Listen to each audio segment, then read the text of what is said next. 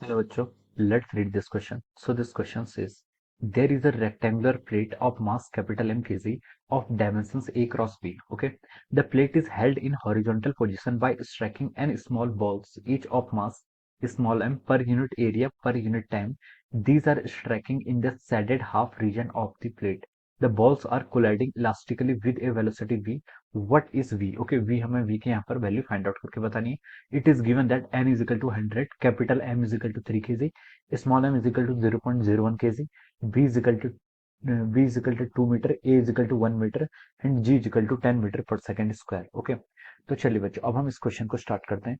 तो देखिए बच्चों, इस क्वेश्चन का की कॉन्सेप्ट आप क्या लिख सकते हैं. The key concept of this question, इस क्वेश्चन में देखिए हमें लिख सकते हैं. इस क्वेश्चन में देखिए हमें फर्स्ट लाइन में गिवन कर रखा है, there is a rectangular block जिसके डायमेंशंस गिवन है और इसमें लिखा है कि the plate is held in horizontal position. Okay, plate के आपकी हॉरिजॉन्टल पोजीशन पर हेल्ड है. हॉरिजॉन्टल पोजीशन पर हेल्ड है, इसका मतलब ये है कि देखिए बच्चों, आपकी जो प्लेट है इस पर आपका जो नेट टॉर्क आ रहा है, यानी कि आपकी जो नेट टॉर्क है वो आपका जीरो को इक्वल आ रहा है. जीरो को इक्वल आ रहा है, या फिर हम बोल सकते हैं ये आपके क्या रोटेशनल इक्विलिब्रियम की कंडीशन पर है. किस कंडीशन पर है? जो आपके रेक्टेंगुलर प्लेट है, it is in a condition of rotational equilibrium. Okay, तो इस क्वेश्चन का की कॉन्सेप्ट आपका लिख सकते हैं, the key concept of this question is our rotational equilibrium. क्या लिख सकते हैं? Rotational equilibrium is the key concept of this question. Okay, तो चलिए बच्चों, अब हम इस क्वेश्चन को यहाँ पर क्या करते हैं, स्टार्ट करते हैं. तो देखिए बच्चों, रोटेशनल इक्विलिब्रियम का मतलब क्या होता है? रोटेशनल इक्विलिब्रियम का मतलब होता है कि जो भी आपका क्या होता है, रोटेशनल इक्विलिब्रियम का क्या मतलब होता है?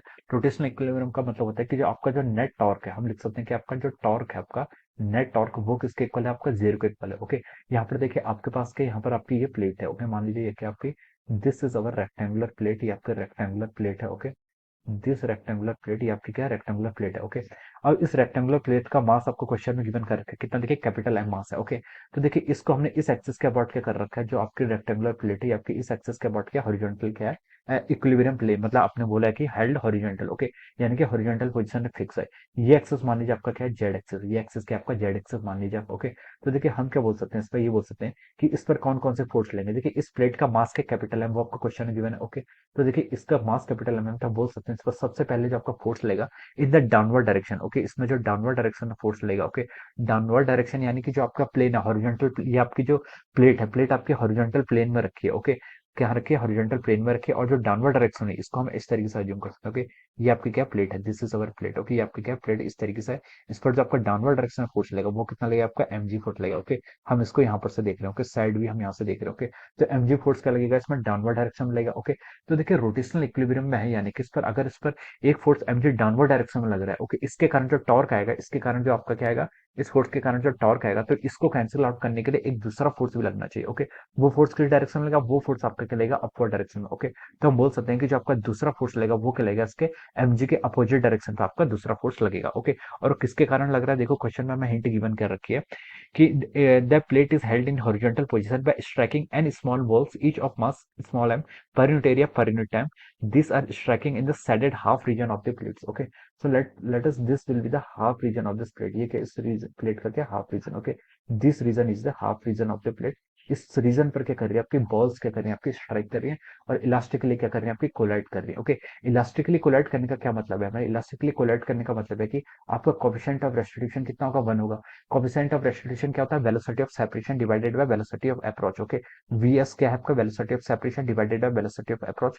तो हम यहाँ से लिख सकते हैं, अगर ई की वैल्यू आपकी 1 के इक्वल है तो आपकी वेलोसिटी ऑफ सेपरेशन और वेलोसिटी अप्रोच दोनों की होंगी आपकी ए के इक्वल, मतलब एक दूसरे के क्या होंगे, आपके इक्वल होंगे. ओके, तो देखिए इसके कारण जो फोर्स लेगा वो फोर्स आएगा आपका एफ फोर्स, उसका हम एज्यूम कर लेते हैं. ये एफ फोर्स किसके कारण आ रहा है, ड्यू टू द बॉल, जो आपकी बॉल्स क्या कर रही है, इसके बिलो से क्या कर रही है, स्ट्राइक कर रही है, उसके कारण फोर्स लग रहा है इन द अपवर्ड डायरेक्शन, और उस फोर्स को हमने क्या बोल दिया, एफ बोल दिया यहाँ पर. Okay, so this system is in rotational equilibrium. आपका सिस्टम क्या रोटेशनल इक्विलिब्रियम पर है. आपका नेट टॉर्क कितना लग रहा है, जीरो लग रहा है. तो अब हम यहाँ पर क्या कर लेते हैं, इसको बैलेंस कर लेते हैं. ओके, अब देखिए इसके बाद हम यहाँ से क्या लिख सकते हैं, देखिए आपका डाउनवर्ड डायरेक्शन में कितना टॉर्क लग रहा है. डाउनवर्ड डायरेक्शन में देखिए आपका फोर्स, आपका mg फोर्स लग रहा है, वो क्या लग रहा है, डाउनवर्ड डायरेक्शन में लग रहा है. mg फोर्स आपका डाउनवर्ड डायरेक्शन में लग रहा है, और यहाँ पर से आपका टॉर्क, टॉर्क क्या होता है आपका r vector cross f vector. Okay, तो यहाँ पर रेडियस वेक्टर और फोर्स वेक्टर दोनों क्या है, एक आर रेडियस वेक्टर नहीं, पर आर क्या होता है, आर होता है आपका distance from the axis, axis से आपकी परपेंडिकुलर डिस्टेंस. ओके, तो हम लिख सकते हैं वो किसके इक्वल होगी, देखिए यहाँ पर हम क्या एज्यूम करेंगे, जो इसका वेट mg लग रहा है, mg कहाँ पर लगेगा, इसके सेंटर ऑफ मास पर लगेगा. कहाँ पर लगेगा सेंटर ऑफ मास पर। ओके, ये डायमेंशन हमें क्वेश्चन में गिवन कर रखी है, ये आपको ए के इक्वल गिवन है। ओके, और दिस डायमेंशन आपको किसके इक्वल दे रखी है, ये जो डायमेंशन है पूरी, ये डायमेंशन आपकी बी के इक्वल है। तो यहाँ तक जो होगी डायमेंशन, ये किसके इक्वल होगी आपकी, this will be equal to B by two, ये आपकी बी बाई टू के इक्वल होगी। तो हम लिख सकते हैं आपका फोर्स एम जी क्या है, वो आपका डाउनवर्ड डायरेक्शन में एक्ट कर रहा है, और एक्सेस से उसके कितने डिस्टेंस आपकी B by two, so we can write down that is equal to B by two times M G. Okay, तो this will be the torque, ये किसके कारण टॉर्क आ रहा है, this is the torque because of the MG, MG के कारण ये टॉर्क आ रहा है, it will be acting in the downward direction. इसको कौन बैलेंस कर रहा है, रोटेशनल इक्विलिब्रियम में इसको बैलेंस कर रहा है कौन सा आपका F force. Okay, F force क्या लग रहा है, because of the collision of the balls, balls के कोलिजन के कारण। ओके, ये फोर्स आपका कहां पर लगेगा, इस फोर्स को भी हम कंसिडर करेंगे। देखिए जब आपकी बॉल्स स्ट्राइक कर रही है वो प्लेट के हाफ रीजन पर स्ट्राइक कर रही है। ओके, तो हम मान सकते हैं कि जो इसका सेंटर है, इसके सेंटर पर क्या होगा आपका, जो आपका नेट फोर्स लगेगा, हम क्या करेंगे, इस जो साइडेड रीजन का सेंटर है उस पोर्शन पर क्या लगेगा आपका, आपका नेट फोर्स लगेगा। ओके, तो इसकी डिस्टेंस यहाँ से यहाँ तक देखिए, ये डिस्टेंस बी बाई टू है, ये नेक्स्ट डिस्टेंस, ये डिस्टेंस कितनी होगी आपकी, बी बाई टू के इक्वल होगी। लेकिन इस सेंटर पर लेना है तो हम बोल सकते हैं कि this distance would be equal to over b by four के इक्वल हो जाएगी। ओके, ये डिस्टेंस किसके इक्वल हो जाएगी, बी बाई फोर के इक्वल हो जाएगी। तो इसके कारण जो टॉर्क लेगा उसका मैग्नीट्यूड कितना होगा, टॉर्क एफ इंटू कितना हो जाएगा, b by two plus b by four, axis से डिस्टेंस कितनी हो जाएगी आपकी यहाँ से, थ्री बाई फोर के इक्वल हो जाएगी। ओके, सो ये this are the conditions for the rotational equilibrium, ये क्या हो गया आपका, रोटेशनल इक्विलिब्रियम के कारण क्या आगे आपकी कंडीशंस आ गई है। ओके, अब देखिए अब हम यहाँ से क्या लिख सकते हैं, हमें यहाँ पर क्या करना है, वी की वैल्यू फाइंड आउट करनी है, क्या फाइंड आउट करना है, वी की वैल्यू फाइंड आउट करनी है। तो देखिए हम इस इक्वेशन को क्या लिख सकते हैं, B by two times of our capital M times G, ये आपका ऐसे रहेगा फोर्स। फोर्स किसके कारण आ रहा है, फोर्स आपके बॉल्स के कारण आ रहा है। फोर्स को हम कैसे डिफाइन करते हैं, force is define the rate of change of momentum, rate of change of momentum, यानी कि हम क्या लिखते हैं इसको, डीपी बाई डी लिखते हैं। Dp by d is the rate of change of momentum due to एक बॉल के कारण आपका इतना होगा। Okay, but in the question they have said this striking n small balls strike कर रहे हैं, so we can say that the total force acting due to the n small balls is n times dp by dt into of our 3b/4, ये किसके equal हो जाएगा, 3b/4 के equal हो जाएगा। So from here we can say that, यहाँ से क्या हो सकता है, देखिए आपका b से आप b को कैंसिल कर लीजिए, तो ये हो जाएगा आपका capital m g divided by two times कितना हो जाएगा, n टाइम्स इंटू 3/4 टाइम्स कितना हो गया आपका DP by D T, DP by D T आपका change in momentum. Change in momentum कितना होगा, देखिए बॉल अगर आपको स्ट्राइक करेगी तो उसका इनिशियल मोमेंटम क्या होगा, अपवर्ड डायरेक्शन में होगा एम बी। ओके, उसके बाद देखिए इनका क्या है, ये आपका इलास्टिक कॉलिजन है, तो हम बोल सकते हैं जब स्ट्राइक करिए उसके बाद बॉल जब रिवर्ट होगी, ओके, बॉल क्या करेगी आपकी बैक डायरेक्शन जाएगी, तब भी उसका मोमेंटम क्या होगा आपका एम बी के इक्वल ही होगा। ओके, तो हम लिख सकते हैं यहाँ से आपका चेंज इन मोमेंटम किसके इक्वल आ गया, आपका टू एम बी के इक्वल आ गया, किसके इक्वल आ गया आपका, टू एम बी के इक्वल आ गया, divided by D t. Question में हमें हिंट क्या हुआ, देखिए m per unit area per unit time, तो ये आपका change dp by D t की वैल्यू कितनी आएगी आपकी, टू एम बी के यहाँ पर से इक्वल आ जाएगी। ओके, तो इसको आप क्या कर लीजिए, यहाँ से इक्वेट कर लीजिए, आपको यहाँ पर से क्या फाइंड आउट करना है, आपको यहाँ से v की वैल्यू को क्या करना है, यहाँ से v की वैल्यू को हमें आपसे फाइंड आउट करना है। तो हम इसको लिख सकते हैं, देखिए यहाँ से क्या हो जाएगा आपका, टू से इसको कैंसिल कर लीजिए, ये टू हो जाएगा, यहाँ से आपका ये भी आपका कैंसिल हो जाएगा। ओके, तो अब हम यहाँ से क्या लिख सकते हैं, देखिए ये आपका v की वैल्यू अगर हमें फाइंड आउट करनी है तो हमें लिख सकते हैं, हो जाएगा आपका capital m g divided by कितना हो जाएगा आपका, divided by small m times three times से कितना हो जाएगा आपका n हो जाएगा। ओके, तो this will be the value of the velocity, ये क्या हो जाएगी हमारे यहाँ से